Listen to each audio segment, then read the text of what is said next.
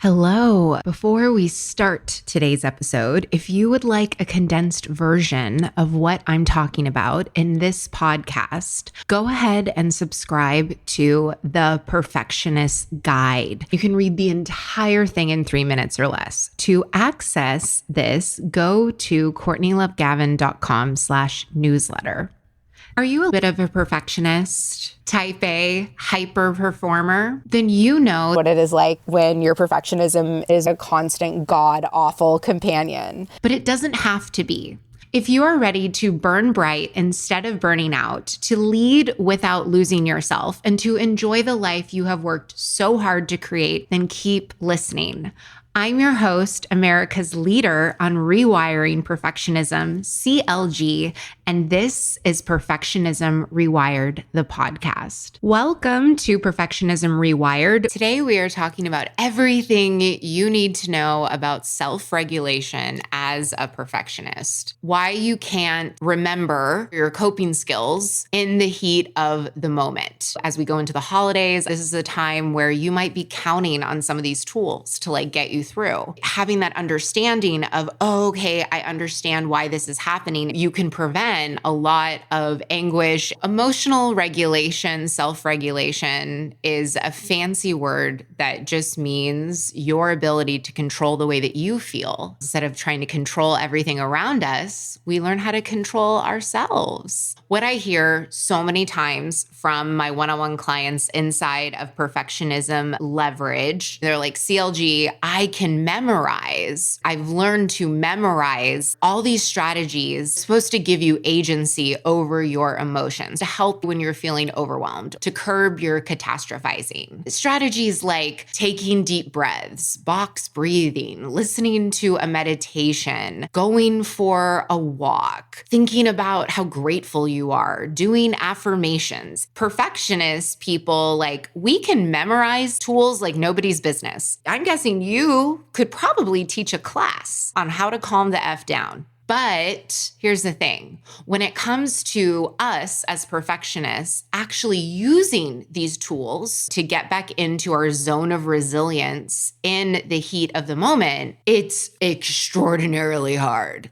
It's mission impossible. A lot of the times for my perfectionism leveraged clients prior to us working together, they've never been taught how to tune into their person correctly. If you are experiencing panic and anxiety and you feel like you're always in your head, that's a sign doing this very ineffectively, and it's not your fault. It's just that you have never developed the skills in order to do this. If you memorize and you're like, how come when I actually need it, I can't remember? It's not your ADHD. It's not any of your diagnoses. It's not that you didn't study it hard enough. It's not that you're not good enough. It's not that you need to be more present. It's because you are struggling with interoceptive awareness. The coping tools that you do have become these set of memorized strategies that you have a really hard time applying in the moment. Truly, what step one of self-regulation is building interoceptive awareness. Once you have the interoceptive abilities to then learn tools that you can match in the moment. For my clients, their ability to notice getting really clenchy or their heart rate increasing and connect and understand that those are signs of building anxiety, and to connect and understand that, oh, that right there, that is the choice point in time. If you had interoceptive awareness, that's when you would be like, ding, ding, ding, and it would prompt rewired perfectionists into the action to use the apothecary of tools that they have learned. But because you're not noticing those important, subtle, and highly nuanced person clues that you have that are personal to you, you're missing the vital sensory data that would propel you at the right time to get into action and to use the tools that you have. It's like your mother-in-law is being really unreasonable She makes all these comments. And then before you know it, you feel like you're going to snap. Deep breaths in that situation is like you showing up with a mini American Girl-sized fire extinguisher when the first story of your house is already in fuego. The whole bottom story of your house is already on fire and you're bringing a little extinguisher. And then be like, well, why isn't this working for me? You'll think that there's something wrong with you. You might even be told that there's something wrong with you.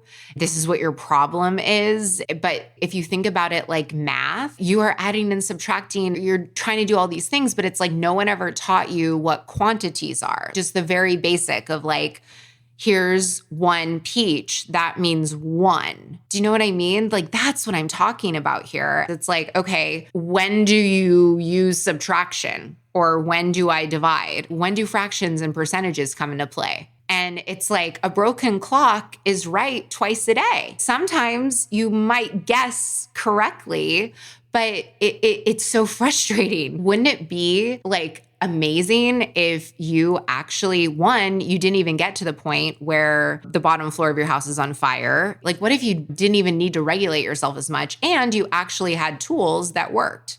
Wouldn't that be amazing? Well, it can be. We have learned more about perfectionism and the human brain in the past 5 years than we have in the past 50 million years.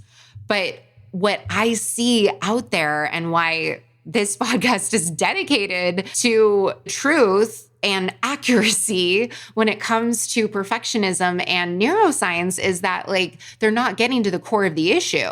Telling you that you're going to go into perfectionism recovery, that's why I call it prison, because you're not solving anything.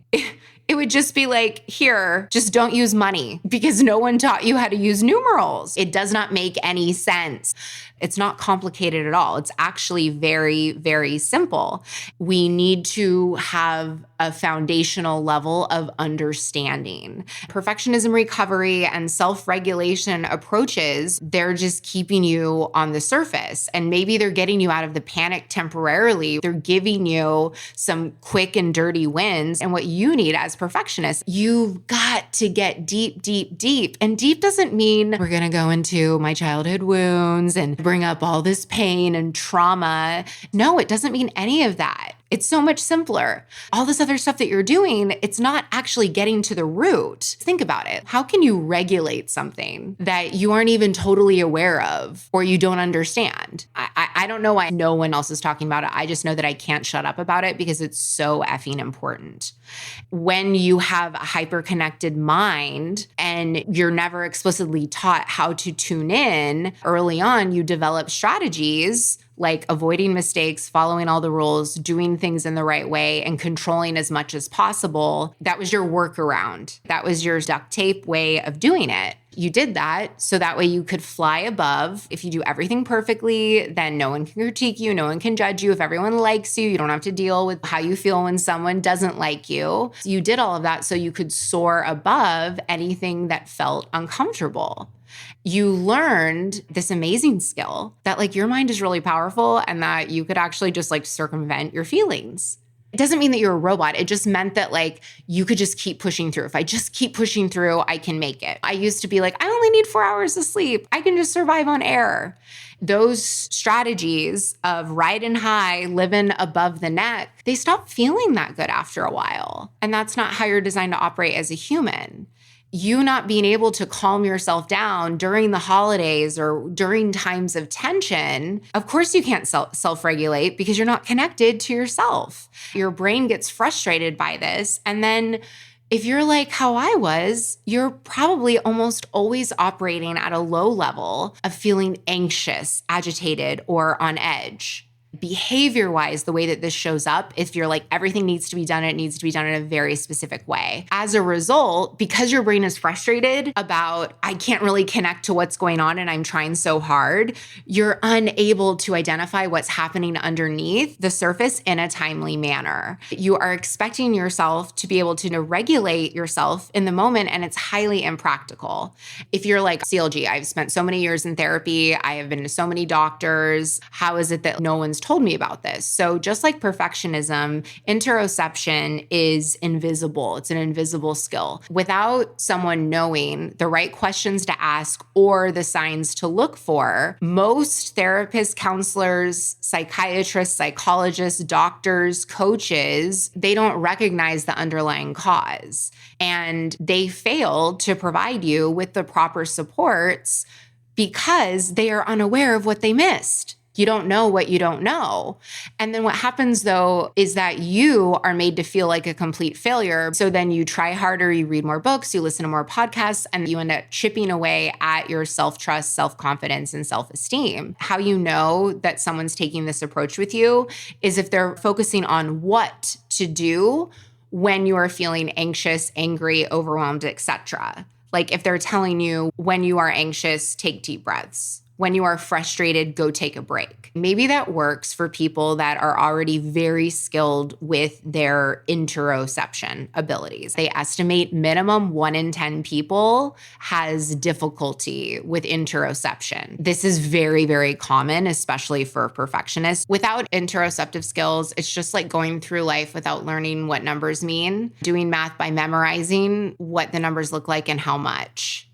If you're asking yourself, well, why didn't they teach this CLG if this is like such a pivotal skill? In the olden days, the days of yesteryear, when there weren't cell phones or internet, when all of our parents, I'm guessing, at least my parents, we weren't hyper connected. We couldn't get anything instantly. If you wanted to watch something, you would have to like rewind it in the VCR. We, as humans, we had no choice but to listen inward. There wasn't all of this external stimulation. This right here is where perfectionism leveraged comes in and provides a proven approach that starts on the inside as it works its way to the outside. You are driven, you have a kick-ass career, you have family, you have relationships, you have hobbies. And so with everything we do, it's like we want to make it that it's like sustainable. When you have this, like when you have interoceptive awareness, you know how to instantly calm yourself on the spot, no matter where you are, no matter how extreme the stress. You can stop letting other people or like petty things control your mood. You don't have all that negative self-talk that's like, going all the time. And you actually can create emotional poise, and not because you're numbing yourself or you're smiling and pretending that it doesn't matter. Interoceptive skills for me as a responsible practitioner, and also for you, so you don't like get your hopes up and then you're like, how come I only know 20 words? It takes at least 6 months for everything to really like sit in and be useful. But I will tell you, it's the most useful skill that you could ever learn, because it makes it so that you are in complete control. It's a skill that will be with you for generations. So if you want some of that, I'm opening the door for you and inviting you into the one place that can make spinning out a thing of the past. All you got to do is take the first step, and you can go for it at CourtneyLoveGavin.com.